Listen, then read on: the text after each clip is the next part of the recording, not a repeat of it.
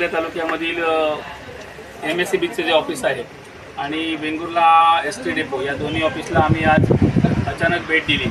माझ्या समवेत सिंधुदुर्ग जिल्हा परिषदेचे आरोग्य शिक्षण सभापती PKC राऊत साहेब आहेत, वेंगुर्ला उपसभापती सन्माननीय देसाई साहेब, आमच्या वेंगुर्ला मंडळाचे भारतीय जनता पार्टीचे अध्यक्ष सन्माननीय पप्पू परब आणि भारतीय जनता पार्टीचे सगळेच कार्यकर्ते। खरं म्हणजे या तालुक्यामध्ये MSCBचा जो भोंगळ कारभार सुरू आहे त्यामुळे तीव्र नाराजी ही वेंगुर्ला तालुक्यामध्ये असल्यामुळे सकाळी सन्माननीय आरोग्य सभापती यांनी मला फोन केला आणि सांगितलं की आज आपण MSCBच्या कार्यालयामध्ये जाऊ। त्यामुळे इथे आल्यानंतर जवळजवळ तिन्ही दरवाजे हे पूर्ण बंद होते या ठिकाणी आणि आतमध्ये आम्ही प्रवेश केल्यानंतर केवळ 2च माणसं त्या ठिकाणी शिल्लक होती, बाकी कोणच या ठिकाणी नव्हतं। त्याच्यानंतर सगळी माहिती घेतली असता या डिपार्टमेंटचे जे DY आहेत पेटकर साहेब हे मला वाटतं शुक्रवारी माझ्या माहितीप्रमाणे आपल्या गावी गेलेले आहेत, ते अद्यापपर्यंत या ठिकाणी आलेले नाही आहेत। बराच वेळ आम्ही यांच्याशी मगाशी आम्ही माहिती मिळवण्याचा प्रयत्न केला, परंतु कोणच जबाबदार व्यक्ती या ठिकाणी नसल्यामुळे या ठिकाणी त्यांनी कोणत्याही प्रकारची माहिती दिली नाही आहे। सगळी टेबल आपण बघू शकता, आपण सगळी टेबल या ठिकाणी रिकामी होती। अशा प्रकारचा खालच्या दर्जाचा जो कारभार आहे तो MSCBचा या ठिकाणी चालू आहे।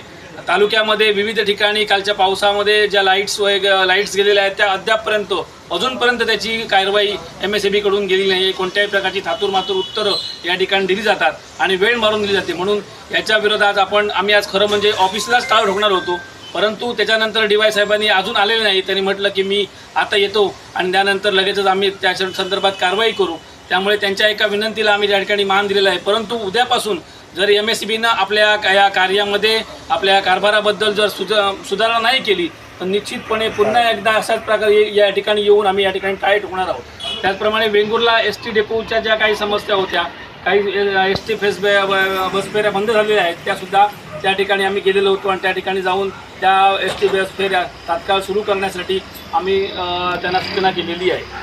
पूर्ण ह्या सगळ्या डिपार्टमेंटचा आढावा जिल्हाधिकारी कार्यालयामध्ये घेतला आणि त्याच्यानंतर आज प्रत्येक ठिकाणी प्रत्येक डिपार्टमेंटला जाऊन आपण भेट देऊन काय परिस्थिती आहे। आज कालपासून पावसाळा पण या ठिकाणी सुरू झालेला आहे। पावसाळ्याची परिस्थितीच्या पूर्वी 8 दिवसापूर्वी काय विषय केला, ट्री कटिंग असतील किंवा त्याच्यामुळे आज रोज दर दिवशी लाईट जाते, प्रत्येक भागाभागामध्ये लाईट जाते, झाडं कोसळत आहेत आणि ह्या परिस्थितीवरती काय केलं हे विचारण्यासाठी आज या ठिकाणी आलो होतो, पण ही परिस्थिती आजची या ठिकाणी दिसलेली आहे। खरोखर हे म्हणजे आपल्याला सुद्धा हे शोभनीय असं नाही आहे।